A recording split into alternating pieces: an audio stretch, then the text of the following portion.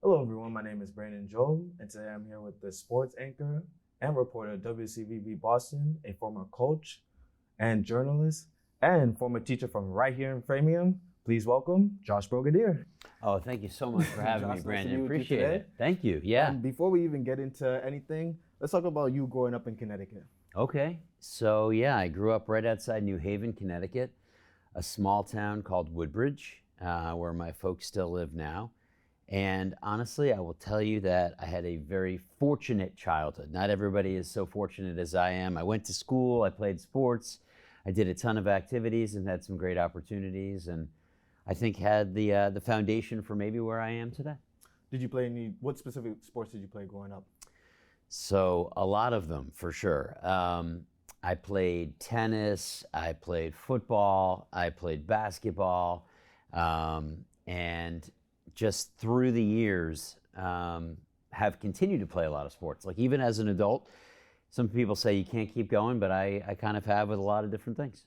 I can tell because I see you involved a lot heavy on sports, not just covering it, Right. but I see you also like to play and also kind of interact with the people that you're interviewing. So I can tell that you have that sports background kind of just like me. Nice. Yeah, But- that's always fun. Now, when you got to college, what did you major in college? So yeah, this may surprise some people who know that I'm a sports broadcaster now. I majored in anthropology. Okay. I also studied Latin American studies and linguistics. You may be asking yourself, what does that have anything to do with sports broadcasting? And I'm sure through our conversation today, we'll talk a little bit about my path to where I am. But one thing I always tell people is no matter what you study, as long as you're dedicated to it and you understand how that can inform your life and what your goals might be, things can typically work out. So in my case, I studied anthropology and I did a lot of interviewing in anthropology and a lot of field work where I went into communities to get to know people. And I do think it helps me a lot when I do interviews today for sports reports that I do, whether it's professional athletes or high school kids or whatever it might be. And I don't think you touched on what college did you go to? University of Pennsylvania in Philadelphia. Okay. Yep. Now, you just spoke on the Latin. So talk about kind of like now teaching at Walsh Middle School. Okay, so let's see. I can try to follow this path as best I can. You'll find out today, and maybe you know this already, I jumped around a lot, and that's just sort of the way my path has been. I was very fortunate when I graduated from college to move to Boston, and for the first 3 years after college, I used to do what they call the reverse commute, going from Brighton to Framingham, and I taught at Walsh Middle School for 3 years in the fantastic two-way bilingual program.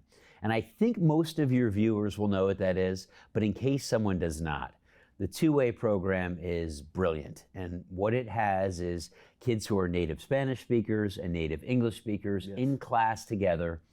I was a social studies teacher teaching ancient civilizations to sixth graders, and half of my classes were in English and half of my classes were in Spanish.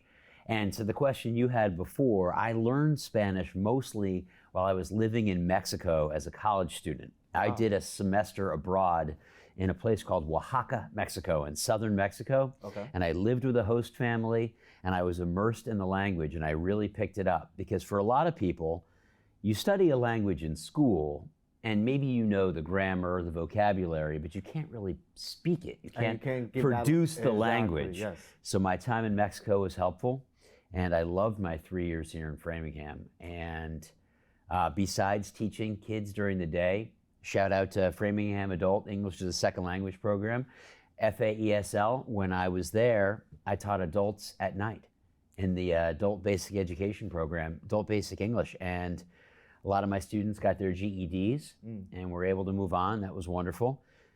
You mentioned coach before. I have to say that while I was at Walsh, we had a tackle football team. I don't think they have that at the school anymore. No, not anymore. When I was going to Walsh at the time, that was already gone. We had we had the Walsh basketball team. They I think they formed, not just with Walsh, it was the collective of all the middle schools here, because obviously there's so much middle schools. But we had a collective basketball team, And I think besides that, like maybe just intramurals here and there, but it wasn't like no set team Right. to represent all the middle schools in Framingham. Yeah, so we actually had separate teams. At the time when I first was coaching, there were just 2 middle schools in town.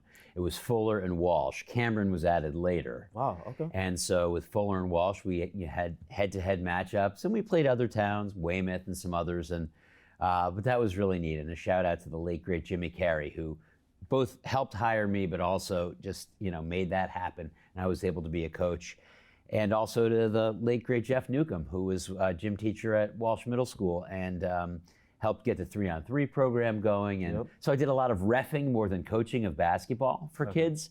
There was not a formal basketball program, but after school and keeping kids busy. And I don't have to tell you that. That's one of the best things for middle school kids. If you keep them in the gym, then they stay out of trouble. That was me too. Like, not trouble-wise, but just I'm the type of person, I love sports. Sports was my leisure time. Like, I didn't have video games growing up, so I needed sports for myself too. Perfect. Love to hear it. So coming to Mass now, because obviously you grew up in Connecticut. Did you have any maybe like family, friends, or anyone to reach out to in your time now, obviously transitioning to Connecticut to Massachusetts? So the jump in between was college in Philadelphia. Yep. So then when I finished in Philadelphia, 2 of my closest friends in college were moving up to Boston, and they had jobs in the city. And so the 3 of us lived together. So I had great resources through my friends and a bunch of other people who lived up in this area. So yeah, it was actually not a hard transition from Connecticut to Philadelphia to Massachusetts. I guess the Northeast is that way, right? A lot of the towns and cities, there's some similarities for sure. Philly and Boston, that doesn't sound too Philly good. and Boston don't necessarily get along, but I would say that New York and Boston get along even less, or New York and Philly get along even less. Okay, so teaching at Walsh Middle School. Yeah. When you're teaching, did you always have in the back of your mind like, I still want to kind of maybe rear into this news broadcaster type of space? I'm so glad you asked me that question, and the answer is yes. But I wasn't really sure how to get into the broadcasting part. And so this is going to be a little bit of a longer story, but I'll try to tell it as succinctly as I possibly can. Some people get right out of college, they know what they want to do, they study the thing that they know they want to do. And in my case, the University of Pennsylvania is a wonderful school and a really good school, but it doesn't have an applied broadcasting program like so many do around the country. I should have researched it better when they said they had a communications program at Penn. I thought that was what we're doing now. I thought this was broadcasting. It wasn't. So that's part of the reason why I didn't focus on it there. So when I finished up with school, a lot of people who go to these broadcasting schools are ready to take that step right into the world of broadcasting. In my case, it was not. So while I was teaching, one summer, I did an internship in radio at WBUR in Boston. And I spent my time, or a lot of it, at the State House. And I learned politics and the way that all worked. And I kind of got the bug again. And I had to try to figure out, how am I going to get into this line of work? So after 3 years of teaching at Walsh, even though I really enjoyed my time and I thought I might become a school principal, I quit my job. Wow. And my girlfriend at the time, who's now my wife, did the same. And we took a month and we moved from Massachusetts out to San Diego, California, and kind of went for it, as they like to say, found a place to live, and I started knocking doors and tried to contact every radio station and every television station in and around San Diego and said, listen, I'm someone who has 0 experience, but I know how to write, and I think I can help your station if you would give me a chance. And the station, 2 places where I worked, part-time at a classic rock radio station doing promotions, which basically, Brandon means we would go to festivals and carnivals and things like that and street fairs, and I'd be the guy where you'd play the game, Do You Know Rock and Roll Trivia, and handing out keychains and that sort of thing. I mean, you still see it now, honestly. Like, so you do. So yeah, you like do. the reels, stuff like that. You'll still see like people come up and be like for example, the Big E that just passed. Just like the Big E. Yeah, you see, you kind of see it still now. You got it. So that was one job, and the other one was a true foot in the door job at the NBC station in San Diego. There you go. Where I was opening the door for guests and bringing scripts to the anchors and getting them coffee and water and whatever it really was. And I was doing some writing of scripts. And eventually, I think the executive producers over there said, well, if he knows how to write some scripts, he can produce a show. And the thing about San Diego is you can't start on air in a big city like that. And I know you're aspiring to do this line of work, and I wish you all the best. But if you knocked on the door of one of the stations like where I work at WCVB, they would want you to get more experience before you jump on air. Exactly. And so that is a pay your dues moment that I learned, and we can get more into that. Yeah, because let's go back a little bit. Sure. Let's go back to San Diego. Yeah. Why specifically dropping everything, quitting the job, and then moving all the way to San Diego? So that's a great question. So at the time I was 24 years old, and with the exception of living in Mexico and the Dominican Republic for about 9 months total, I had spent most of those 24 years in the Northeast, whether it was Connecticut or Philadelphia or Boston. And so like a new scenery is what you're kind of... That's exactly it. And my wife had done much the same, my girlfriend at the time. And so we said, well, why not now to go on an adventure? And if we don't like it, the good thing is you can always come back home. And so we both decided together, let's go on an adventure. And not everyone can do it, but we decided to be bold and brave, and eventually we made our way back across the country. Yes. In several years, work took us back here, and now we've been back in this area for, well, just about 17 years. Risk. You said taking a risk, jumping from Boston to San Diego. Right. For you, that was like, oh, I gotta go for it, I gotta take this risk, which is good and all. What did your parents say? It's a great question. I'm so glad you asked that. I think that my parents, and my wife's parents for that matter, probably had two big questions. Number one was, wow, you guys are taking a big risk and we're a little worried about how professionally this might work out. And the other thing was, we'd never lived together. And so, and we weren't married, and we weren't engaged. How long were you all together at the time? So we had been together, let's see, probably for, got together 2001, about a year and a half. We'd been together. So it was like, all right, these two were going for it. I know, yeah. So those two aspects of risk, both of our sets of parents, I hope they saw the character that we both had and hoped that we would be able to make a life work together. And we've been married for 20 years now, so I have two wonderful kids, teenagers. And so that's, I suppose that's the way the story worked out. Yeah. Now talk about the quitting the job. Even though it was like, you knew to yourself, like, I gotta really explore this part of my side that I know I can really tap into. How supportive was maybe even some of the teachers that you knew here in Framingham, and do you still keep in touch with some of them, knowing that, like, even though you left, you still miss like some of the time you had with the teachers here in Framingham? So I love that you asked that question that way, because I had incredible support in Framingham, both when I was a first-year teacher and throughout. The difference between me and a lot of the teachers I was with, I didn't have the formal education background that a lot of teachers do. Okay. At the time, I don't believe it still exists in the way it did. It was called the Massachusetts Teachers Fellowship, and essentially they had me, recent college graduate, and some mid-career professionals who maybe say were in accounting but wanted to become a math teacher, as an example. Okay. They paid us signing bonuses to come to Massachusetts and to work in districts such as Framingham and Lawrence and Chelsea and some other different communities and take on this job. So I got into Walsh Middle School, where there was a new principal and new vice principals. Let's just say that I had a very large class my very first moment. I had 36 kids in the classroom. Now that thinned down, I want you all to know, that thinned down to about 29 or 30 by the end. But it was still a good big size. Load. So we certainly needed support. I had a lot to learn, and I did learn a lot from many veteran teachers. I had an incredible teaching team when I was a 6th grade social studies teacher. Great teachers. Margaret Fitzpatrick, Charlotte Caputo, Pat Lavin. I mean, 3 of the best on my team, and eventually Ruth Reedy, who is still a teacher at Walsh right now. I don't know if you were lucky enough to have Mrs. Reedy as your teacher. I heard of her, but I didn't have her. Top notch. She's the best. And she is an English teacher now, and I'm still in touch with her all the time. So yeah. Okay. At some point, do you maybe think you will get back into teaching? I'm glad you asked that one also. So right now, I think a lot of what I do is kind of teaching while working. And what I mean by that is not preaching, hopefully not, but more like teaching. So educating through the stories we do and the people we meet. And so I'm able to have that kind of a platform now while being a sports reporter and anchor here in Boston. Okay. But yes, I think you're onto something. I think there is some more formal teaching probably in my future. I don't know when that will happen, whether it will be on the college level or whether it will be as coaching, potentially a high school. What did you say? Coaching, like even coaching potentially. Okay. So I do think there is that part of me that still wants to do it for sure. Okay.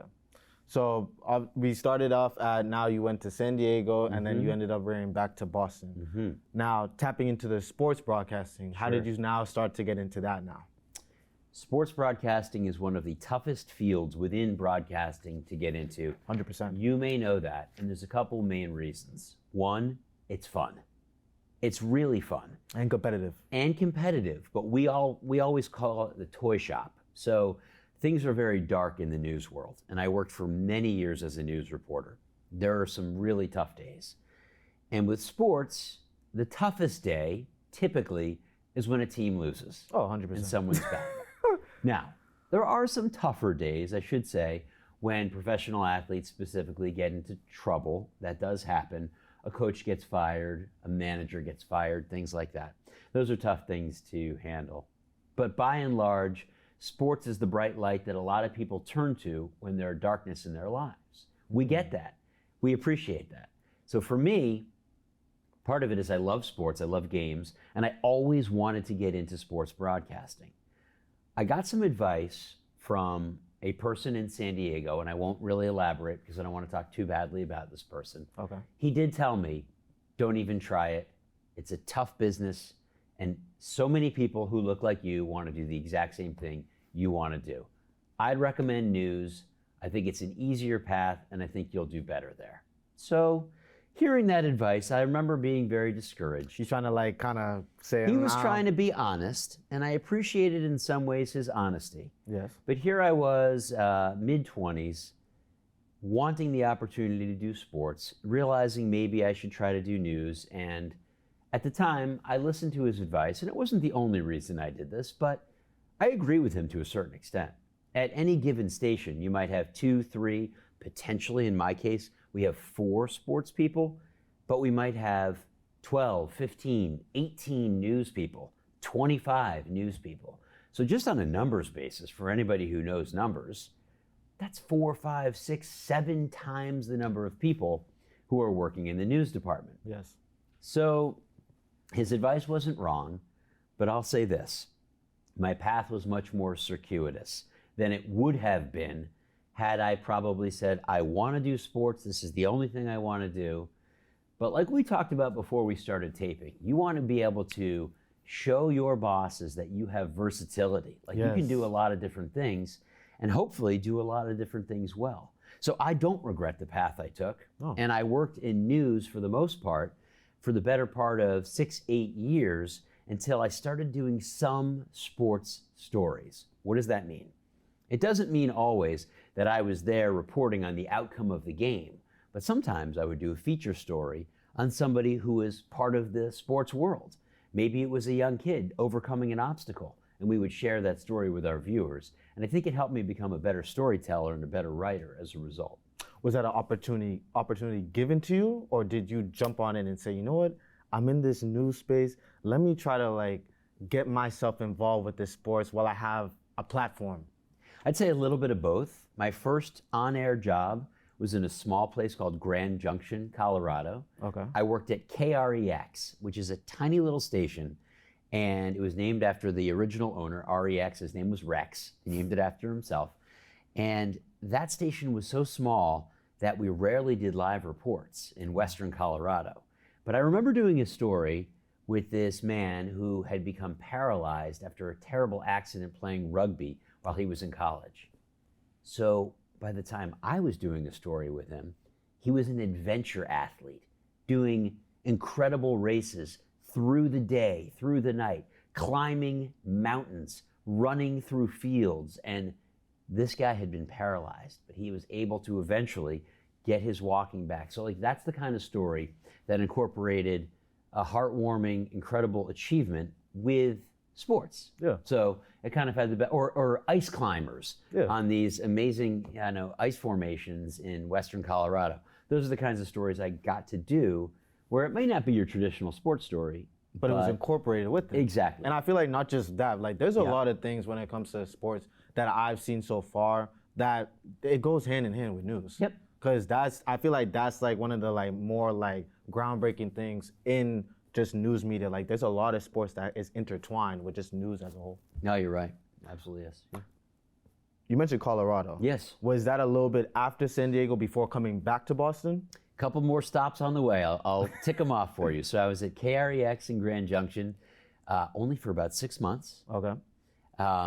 Very kind. My news director, boss at the time, she let me out of a contract. You'll learn about this world. There's contracts and stuff, but she was very kind to let me out of my contract because I said to her, my goal is to be in Boston, back in Boston. And if I can get my path back in that direction, then if I can do that, it would be So this was great. purposely.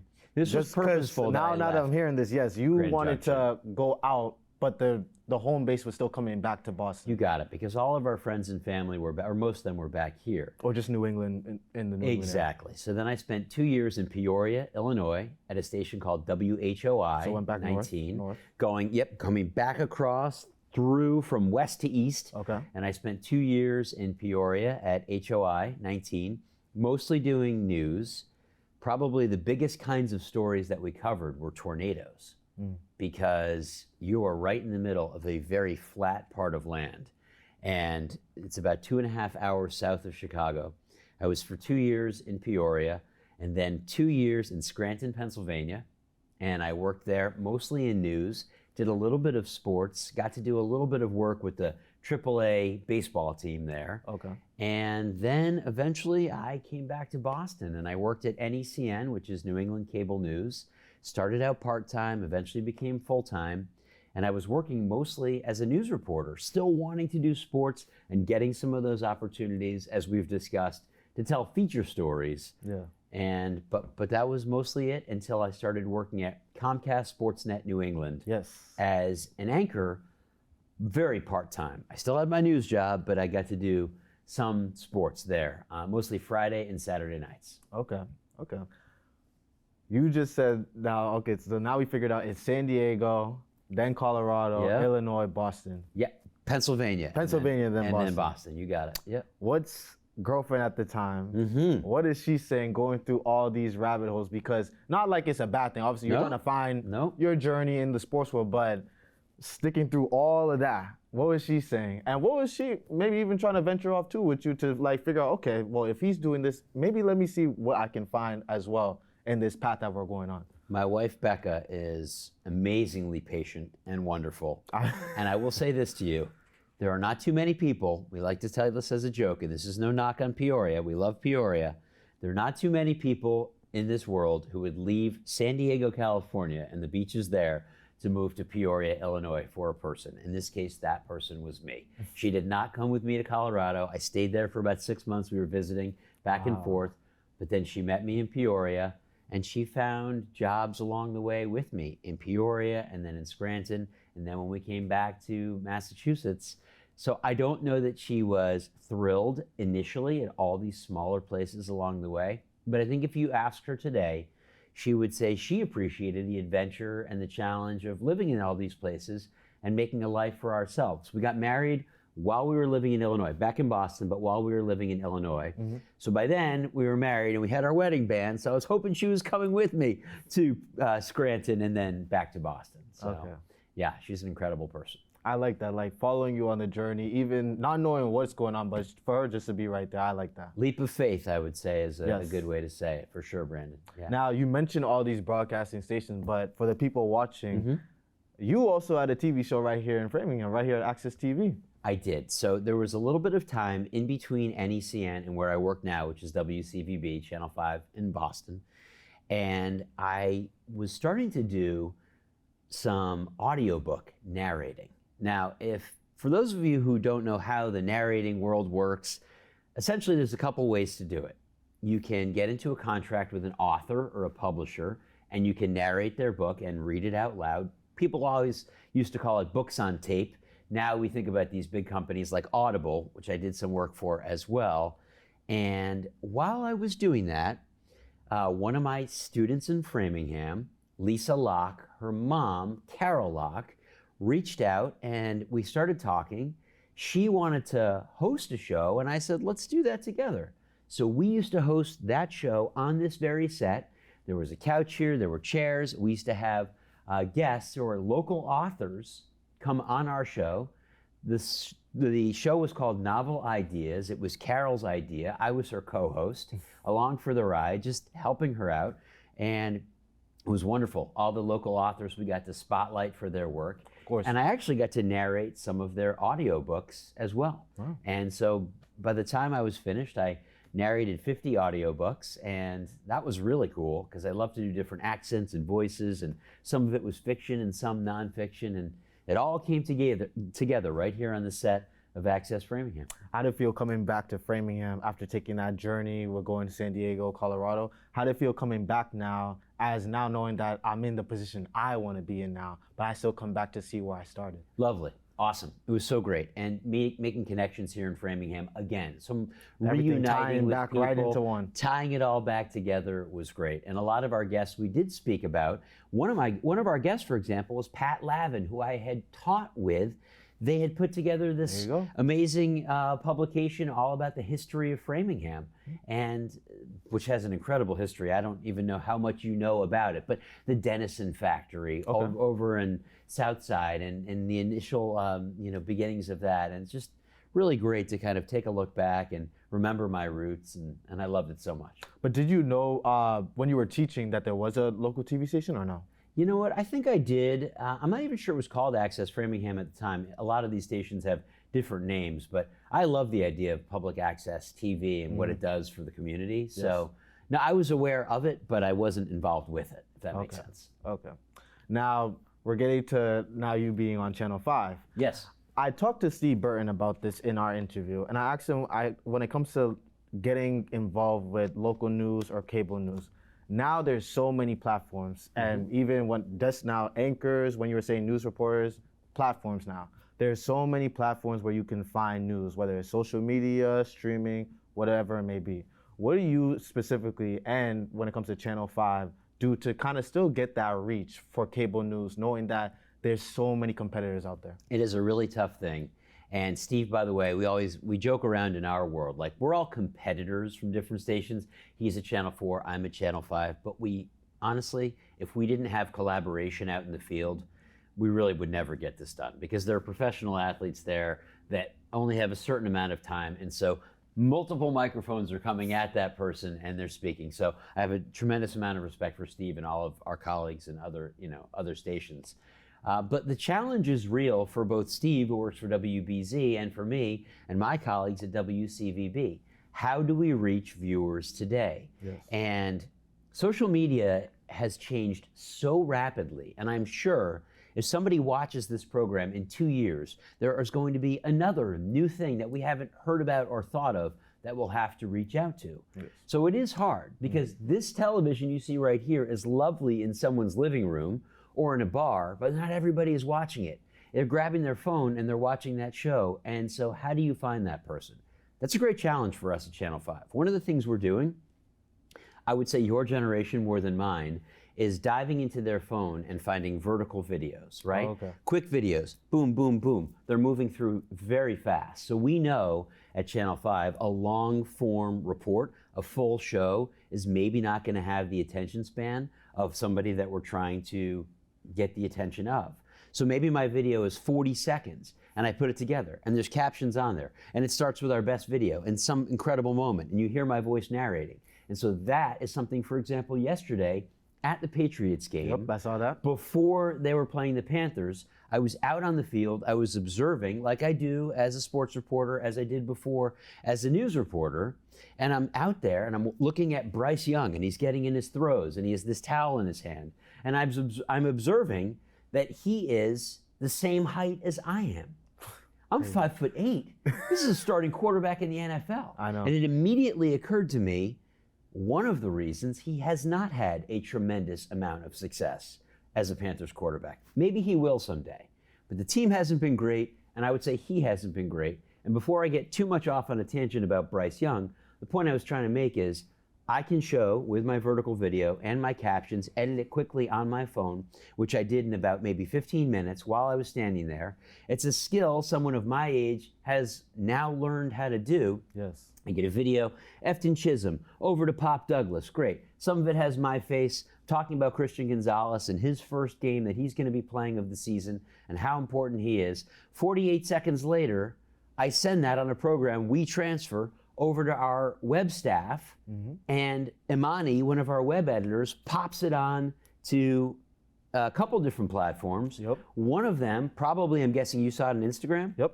It was on Instagram, it's captioned, it's ready to go, and it's out into the sphere, and people can watch it there. They can watch it digitally on WCVB.com or on our app. And I think this is the way we are trying to reach a different group, because my guess is not as many people are going to be watching us on this large machine behind me in the future. It's on the go and it's at all times. And so this is the type of thing that my bosses at Hearst, my bosses at WCVB are really trying to do to reach out.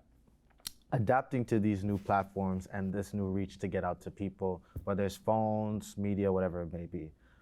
In your time thinking about the sports media space, that wasn't ideal. It was more just how we're sitting right now, or maybe just like after a game, walking up with microphone, go to the player. How did it feel for you now, just now, well, even transitioning from just teacher to media, now media and in between, in the media itself, getting to now, you gotta figure out new ways of getting to people. How is that transitioning as well? Because obviously you're more of the old school, watch the TV. Yeah. So now how is it transitioning? Now you gotta learn a new way to connect to people now. I think it's an opportunity for us to learn a new skill. Yes. Is essentially it. And change is hard, and a lot of people don't want it.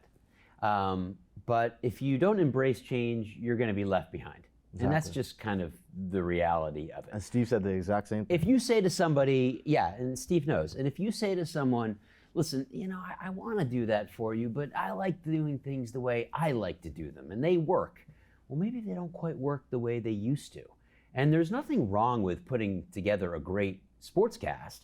We have 3 minutes to put together our sportscast at 11 o'clock, say on a Friday night. And we're hopeful that people will enjoy the things that we put together in those 3 minutes. But as Steve would have told you, and as people know, our predecessors, guys like Mike Lynch and Bob Halloran and all the greats at Channel 5, sometimes they had 8 minutes for their sportscast. Sometimes they had 10 minutes for their sportscast. And so they're doing all kinds of out-of-town tennis and golf and auto racing and all the different football games of the week. Now we have 3 minutes for all that. And so we're trying to put together everything we hope that people locally want to see. And we realize that not everybody is using it as appointment television like it used to be. So we have to evolve with the desires, I hope, of our viewing public, and that's what it is. And still focusing to get the information out, of course. And still focusing to get the information out. I want to just veer for a quick moment about the production of the way we do things. Yeah, go ahead. I sometimes grab my iPhone before the game, and I get what that looks like, and that's a great way to reach a certain amount of the public. But my photographer, Mike Cole, who was out there yesterday, he is getting the shot, and I mean the shot, of Drake May bootlegging with a 5-yard touchdown run into the corner and going with the Superman Cam Newton that everybody's seen. Yep, I saw that, Sally. You can't get that from me in the press box. First of all, I'm not allowed to do it, but looking down at the huge zoom down. So he has this awesome camera, and he's right there, and he's skilled, and he's on the sideline, and boom, pans over, gets the shot, and people will go, oh yeah, that was the shot. So there's still the skill and the old school skill of the big camera and shooting across the field and following the football as May's passing it. That is a little bit different than what I can do on my camera. So there's still going to be a role for the big camera and the way things were done. I think it's a mixture of the old and the new, and that's what we're going to find. And I've seen that too, because even covering the Framingham High School game just the other day too, like me, I'll have to go back and forth just to get a good B-roll clip. So I see that big too win as well. for the Flyers though, right? Yes, big win for them. So I definitely see that skill as well. Now, touching on the sports as well too, why do you feel like it's so important, not only sports as a whole, but just even here locally, why do you feel it's important for kids to get involved in sports? Because you know yourself, you coach sports. Why do you feel like that's important? Do you mean kids playing sports, or do you mean sports broadcasting? Kids playing sports. Okay, just wanted to make sure I knew your question. Well, so you mentioned before that you didn't grow up with video games, like you grew up doing. Yes. And I'm not here to say video games are bad. People love them, and there's certainly a purpose for them. But what I know is a way to get involved and to learn the meaning of team and to learn about losses and how you can build yourself up from losses. Those are lessons in life that we learn from sports. And even when you're 4 years old, you get the concept on the field with all the kids running around that something good happened or something bad happened. And if you're upset about it, a coach is going to come over and try to help you understand what went well, what didn't go well. You're going to pass that message along when you're 7 years old to your teammate. And now you're 11 and you're on the Little League field and you just struck out with the bases loaded and you feel terribly about it. But you still have to go back out there and pitch the next inning. Yes. And that's an important skill in life to do. Overcoming. And an umpire told you that what you said was unacceptable. You could pout about it. You can throw your baseball bat in your helmet, and maybe you do that. And there's another lesson there. Next time you're not going to do it because you just got thrown out of the game. These are all lessons about sports that you would not get if you didn't play them. And so I've always encouraged kids, parents, families, even if you don't think you have the best athlete out there, push your kid into a lot of different opportunities. They'll find something they like. And maybe they're not the best soccer player on the field. Maybe they become the best soccer coach that you've ever seen. You didn't know it was going to happen, but it happened because they went out there as a soccer player, they tried their hardest, they learned the game, and there's a skill to that. And maybe they decide they don't want to coach soccer. They go into some other kind of leadership. These are life lessons that I think we get from sports that are almost impossible to get in that kind of a way from any other walk in life. Life lessons that you speak on, you've played all the sports. Yeah. What was the biggest that you took away from when it comes to just life lessons as a whole? Life lessons in whole in sports. Wow, that's a great question. I would say probably this. I am a little person. And when I was 5'0", 100 going into my freshman year in college, I played a sport called lightweight football. I'm guessing you've never heard of it. It's now called sprint football. It's a varsity sport that they have tackle football at certain colleges around the country. Okay. Penn had this sport. Okay. We put in a lot of work, but I did not play football in high school. The reason I did not play football in high school, I had a terrible leg break when I was an 8th grader. Wow. I was 7 places, my tibia and fibula. I was lying on a football field on the grass, getting bitten by mosquitoes in September many, many years ago. And I was little. My parents did not want me to play high school football after that. They were worried I was going to get another injury. It's okay. I'll forgive them. Still love them, mom and dad. But freshman year in college, I heard about this football and I trained a lot in advance. I walked onto the team. I thought I knew how to play football, but I'd never really done a lot of hitting. And boy, was that an awakening to try to figure out how that was. So I worked my way through a couple special team snaps and a couple of cornerback snaps my freshman year to playing a lot more my sophomore year. And we won titles my sophomore year and my senior year. And what we did as a team, we beat Army, which was the best team in the league. Yep. And they played like it was war. Trust me on that one, I remember. And by beating them and overcoming, Penn had not won a title. And this was an incredible thing for us as a group. So you got to be there for the journey. Got to be there for the journey. And so that, I would say, is my fondest sports memory as an athlete. Have many others as a broadcaster, but as an athlete. What position did you play? Not to cut you off. I played, no, not at all. As I mentioned, I was a special teamer, so I was on our bomb squad, so I was on kickoff coverage. I was on extra point and field goal block. And when I started to play more defense, I eventually was a cornerback. I was our starting right corner. Okay. Yeah. Okay. Now, you mentioned on the field covering the sports, kind of tapping into that new way to get the news out.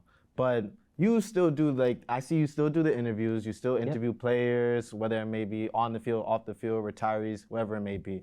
What do you feel like was your most memorable or favorite interview so far? So I'm going to go with something that was actually news, not sports. Okay. It happened while I was working in Pennsylvania, and we're going into the Wayback Machine here. So we're talking about 2008, a very long time ago. And when I had been working in Illinois, also in news, I covered a young state senator who was running for U.S. Senate named Barack Obama. Wow. And Barack Obama came down to Peoria for an event, and he was running for Senate, and I did an interview with him with other people there and made a nice connection with him. Well, flash forward to 2 years later, he gave this incredible speech at the Democratic National Convention and became on the national stage. And then he was running for president, and he happened to be going through Harrisburg, Pennsylvania, the capital. And I said to my bosses, I want to go cover Obama. I want to go see what this man's about. And I'm curious, he probably won't, but I'm curious if he remembers me from my time in Illinois. When I tell you there were a lot of journalists vying for his attention, of course, he had no reason to remember me. So he's speaking at this big event in Harrisburg at the state capitol. And I was down there with my photographer, and I was supposed to get a one-on-one with Obama, kind of in this back room. And somebody came up to me and said, he just doesn't have time. It's just not going to happen. And I said, tell him I remember covering him when I worked as a reporter in Peoria, Illinois, little Peoria, Illinois. The guy came back out, one of his aides, and said, all right, you have 3 questions. Go for it. So I went back behind the scenes, and there he was, candidate at the time, Barack Obama. And I started out and I said, Senator Obama, Josh Brogadir. I used to work at WHOI in Peoria, and I covered you back when. And he said to me, looked me in the eye, and he said, I thought you looked familiar.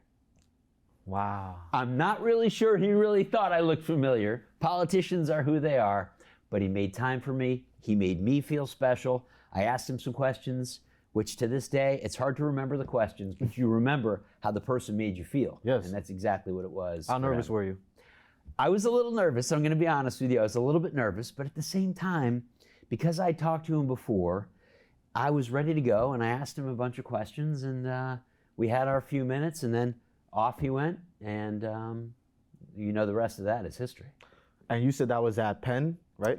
That was actually in Harrisburg, Pennsylvania. I was working as a reporter at a station called WNEP. Okay. And WNEP in Scranton, Pennsylvania, Newswatch 16.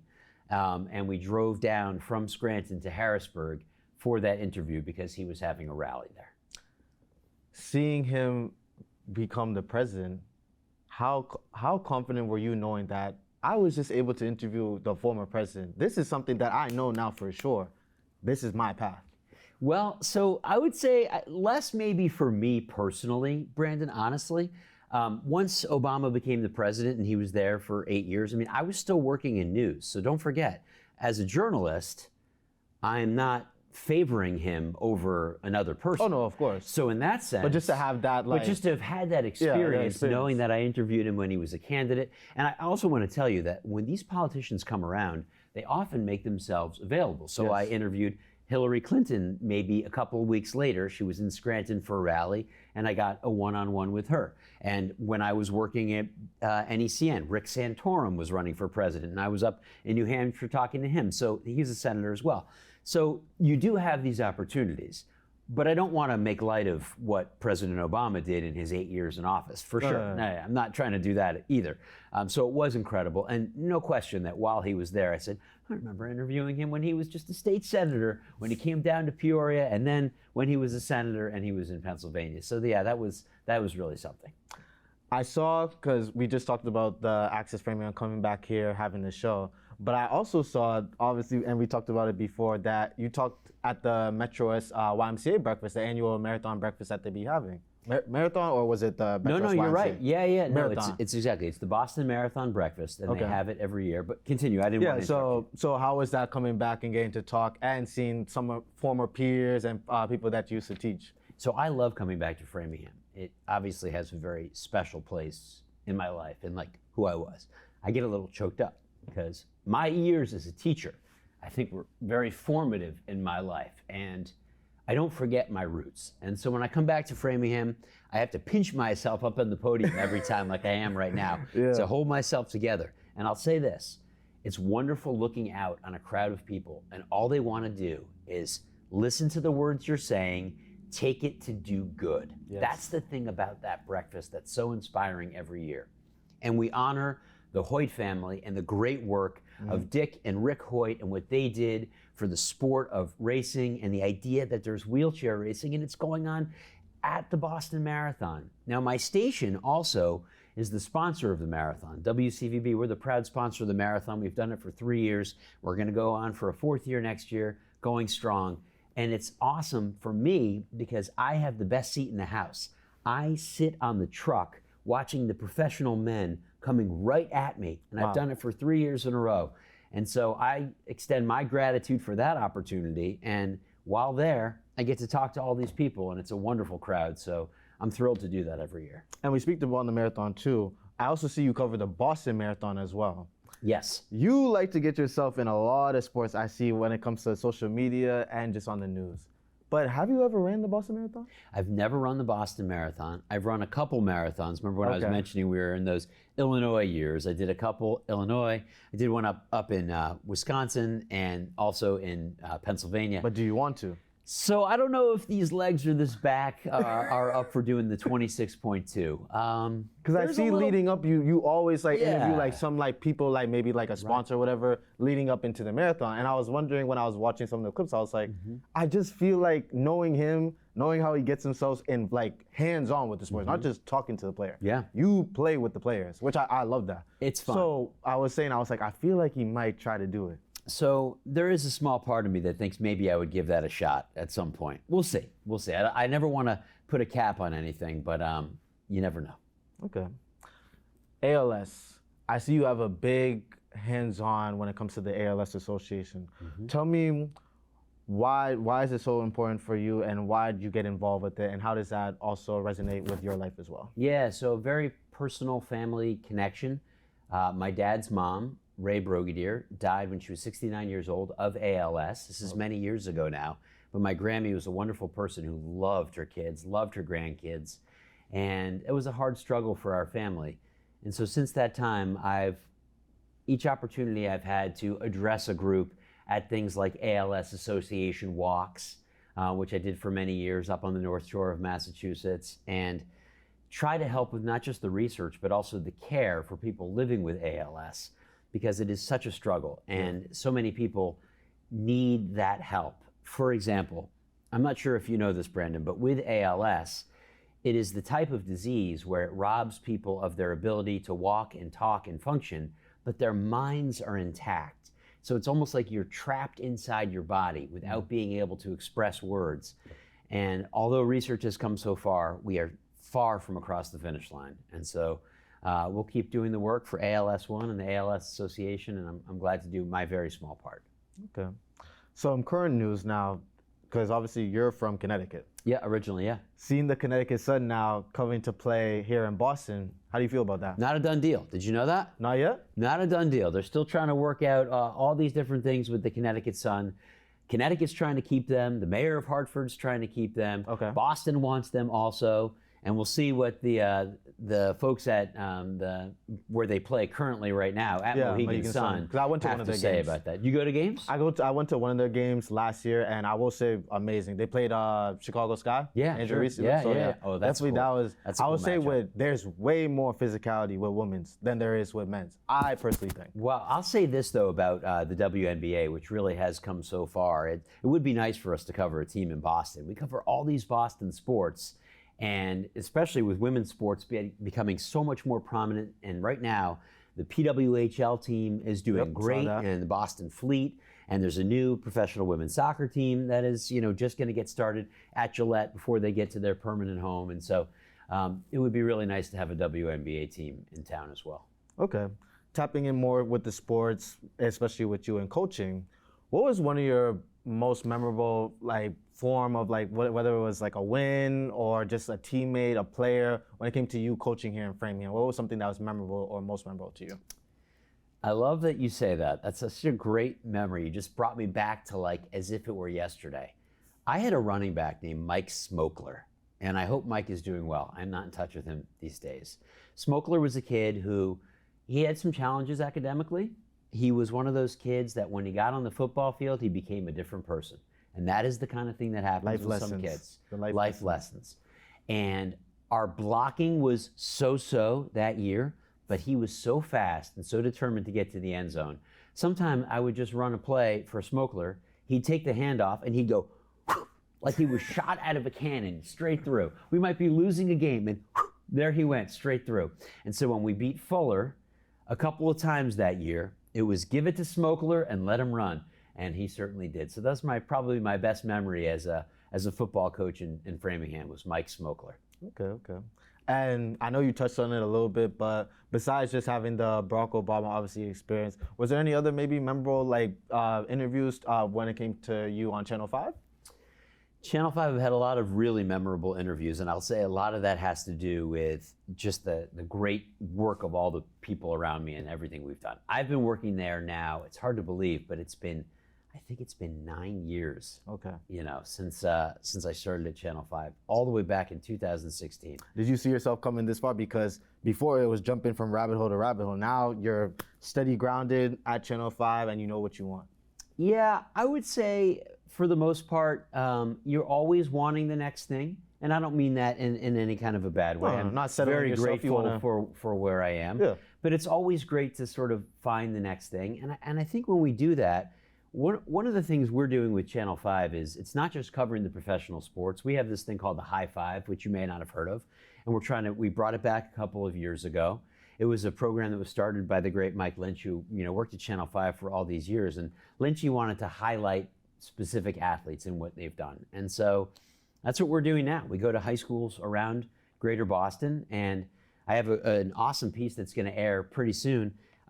You may never have heard of a small private school in Waltham. It's called Chapel Hill Chauncey Hall. Wow. And there's a great athlete. She's a leader and inspiring her teammates named Harut Gibson, and we're going to feature her next week. So those are the kinds of things. So I would say at Channel 5, your question about have I interviewed like who is the person? I don't know if it's the person as much as sort of all of these great interviews that I'm thinking about right now.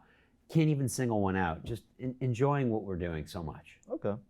And last but not least, just sports as a whole and Boston sports. What does Boston sports mean to you? Boston sports, to me, is the most passionate fan base anywhere. I've been in Philly. I know what New York is like. I was about to say. But there is something about the Boston sports fan that expects its athletes to perform at a certain level. Maybe not the most patient fan base around. Nope. But as far as passion and knowledge of sports and dedication to their teams, I put Boston up there with anybody. So here we go. We have tomorrow night. We're recording this the night before. Yep. The wild card series is going to be. Red Sox. Garrett Crochet is going to be on that mound for the Red Sox. Max Fried is going to be on that mound for the Yankees. It is the 7th time these two teams have met in the playoffs. And part of the reason they didn't meet is because of the playoff format. Mm-hmm. For many years, there wasn't. You just sort of, boop, there you are. You win the pennant and you're going to the World Series. But now we have the opportunity to see Red Sox, Yankees again, and it is going to be something special. It is a 2-hour and 45-minute game that is going to be a 4-hour marathon. We know it's going to be that way. Pitching changes, crafty moves by Alex Cora and Aaron Boone and everything in between. And that's just the Red Sox. Just wait, the Celtics are having their media day today. The Bruins are on their road to recovery, so to speak. The Patriots just beat the Panthers yesterday. And those are only the 4 major teams. There's nothing like Boston sports. Nothing quite like it. And I love it. Well, Josh, I just want to thank you again for coming in and Brandon, sharing your time here at Access Framingham. It was my pleasure speaking with you. Thank you for the opportunity, and thank you for doing what you do. The next great generation of broadcasters, I can tell you're going to be one of them. Appreciate it.